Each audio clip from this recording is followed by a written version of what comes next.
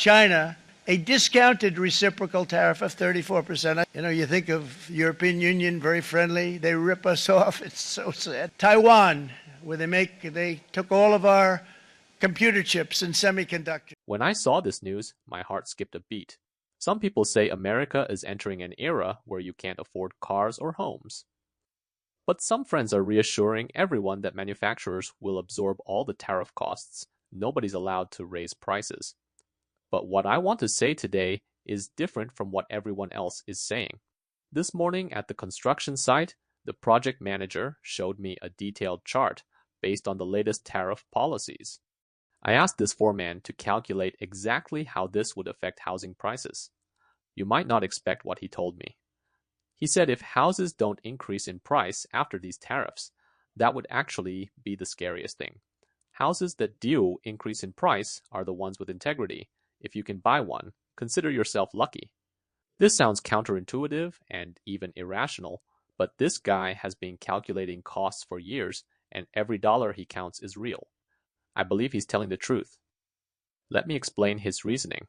To understand the relationship between tariffs and housing prices, let's first look at where American building materials come from and how they're affected by this round of tariffs.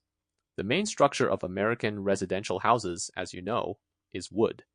From the studs to the trusses, it's all wood, specifically spruce from Canada. Wall boards and structural elements like drywall, plus unseen components inside walls, wiring and piping, come from Mexico and China. Since there are so many materials, I'll focus on one that creates the biggest variable in the new tariff policy: lumber. This is the most important basic building material. Although Trump just announced a temporary exemption from tariffs on Canadian lumber, this is still a mature industry with significant issues. The housing industry's biggest problem isn't whether tariffs are added or not. It's policy inconsistency. As you know, Trump's personality and tendencies mean the lumber tariff threat has been hanging over the market for a while. Many builders have been preparing for it. Then suddenly Trump says Canadian lumber is exempt today, just like that. What happens to all the advanced work builders did? Finding alternative yellow pine sources, redesigning structural engineering, preparing warehouses to stockpile materials, managing transportation, renting storage. All that money is wasted. And who pays for this waste? Housing consumers. Experts currently estimate that because of all this wasted preparation money, the actual tariff costs on other materials and domestic American inflation, which must be factored into building costs, entry-level housing costs will increase by $6,000 or even $10,000 in some areas. The question is, who ultimately pays for these price increases?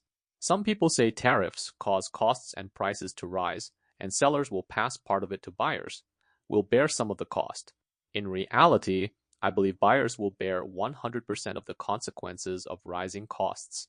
Notice, I'm not saying buyers will pay 100% of the price increases directly. I'm saying buyers will bear 100% of the consequences that result from increased costs. But what consequences? This is the key point I discussed with the foreman this morning. The construction manager is a guy who strongly supports Trump. We've talked about climate change. He's firmly against it.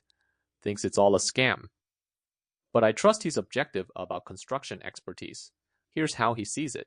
If builders want to maintain profits but can't obviously raise prices, they can lower the purchasing standards for building materials while still meeting the minimum building code requirements in their state. Let me give you a simple example. You've probably bought different brands of light bulbs or decorative LED strips. They all light up when you move into a house and flick a switch to test. They work. But their lifespan and stability vary greatly between different purchasing standards. Some LED strips fail after just 1 year, right after the warranty period ends, leaves you with no recourse. It's a silent loss.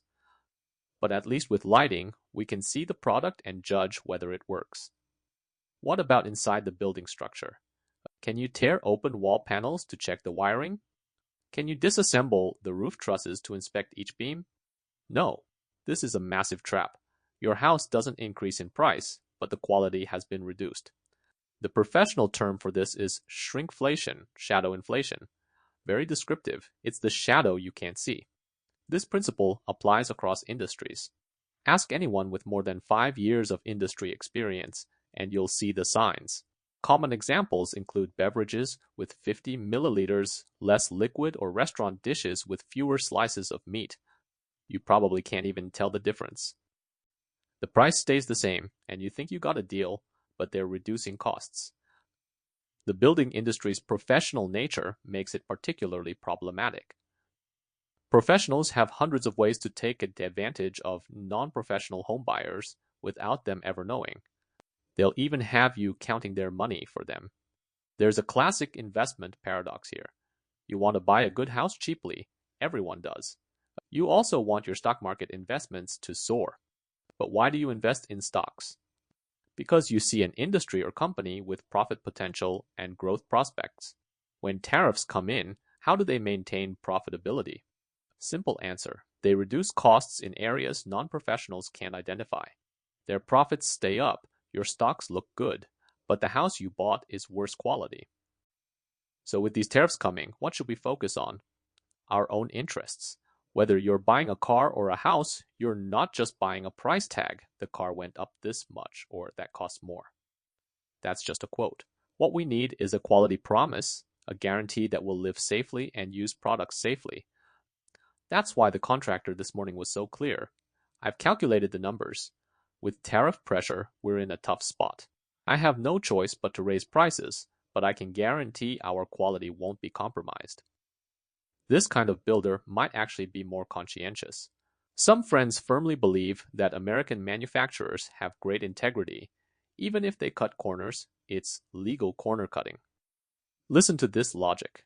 As long as you don't fall below the building code minimum requirements, there's no construction violation. But ask yourself, when you work hard saving money to buy a house, is your goal just to have a home that barely meets legal requirements? This concerns your own biggest personal interest. How can you still defend them? So regarding tariffs and their potential impact on real estate, what choices do ordinary people have? Let's expand a bit and try to find some solutions. I'll divide this into two categories, new houses and existing homes. For new home buyers, builders have significant room for cost control, as I mentioned. There are hundreds of ways to do this. The consequence of tariffs might indirectly force homebuyers into what I call a forced upgrade strategy. Let me explain with a simple example. Builders can deliberately make the standard configuration you receive at closing fairly basic, even unacceptable in some places. You might not like the kitchen or flooring and want upgrades. They'll recommend several templates, and these upgrades are precisely their key profit points. It's similar to buying an iPhone. The phone is a basic communication tool. Then they sell peripherals like chargers, cases, and headphones. My advice, if you really must upgrade, because it's hard for individuals to fight the system, prioritize upgrading areas you use frequently that wear out easily, like flooring and kitchen equipment. These areas are most likely to develop problems due to regular use. If you want to upgrade them later, costs will be even higher. Think about it, kitchen materials like faucets, flooring, and valves from China, Mexico, and Southeast Asian countries are all becoming more expensive with tariffs. If you want to replace them later, they'll only be more expensive. For existing homes, most friends ask about renovation and remodeling costs, which I believe will increase substantially. Want to renovate your old house? All building material prices rise with tariffs. Many people think adding tariffs means they can switch to American-made products. This suggests they haven't researched the market or may have been misled. Go ask at building supply stores. Even with tariffs, many materials from Mexico and Southeast Asia remain better quality and cheaper than so-called American-made products. Go ask, test them yourself, and you'll see. Most people want good value for money. For ordinary families seeking high-cost performance, our options are limited. This excludes luxury homes, of course. Trump's tariff policies aren't aimed at the luxury market. The wealthy are essentially immune to tariffs and can buy whatever they want, as can everyone in their circle. For ordinary families, my advice is to renovate sooner rather than later. If you want to remodel your kitchen, I previously calculated it would cost $50,000 this year. Next year, with a 25% tariff, that's an additional $12,500. If someone charges you $60,000 next year, you'd still be ahead compared to waiting, even though that's a $10,000 increase. The next 5 years might be challenging for ordinary people's renovation and upgrading projects.